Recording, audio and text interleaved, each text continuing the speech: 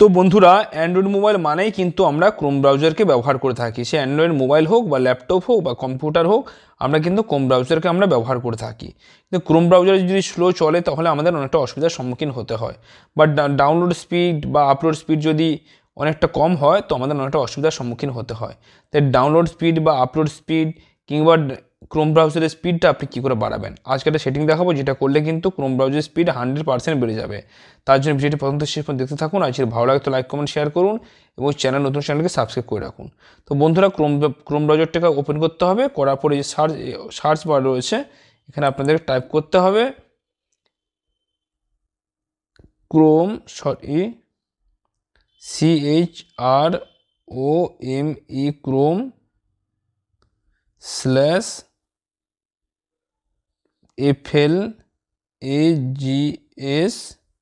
/FLAGS দেওয়ার পরে আপনাকে এন্টার করতে হবে। করলে কিন্তু এখানে এরকম পেজটা আপনি দেখতে পাবেন। তো এখানে সার্চ বারে আপনি টাইপ করবেন প্যারালেল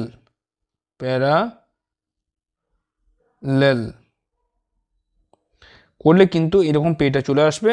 তো আসার পর এখানে যে প্যারালেল ডাউনলোডিং রয়েছে এটা আপনার ক্ষেত্রে ডিসেবল হয়ে থাকবে, এটাকে আপনি এনাবেল করে দেবেন। বা সেইটুকু করলে কিন্তু ক্রোম ব্রাউজারের স্পিডটা অনেক গুণ বেড়ে যাবে। আপনি নিজে বিশ্বাস করতে পারবেন না। আপনি একবার সেটিংটা করে দেখুন, অনেকটা উপকৃত হবেন বন্ধুরা।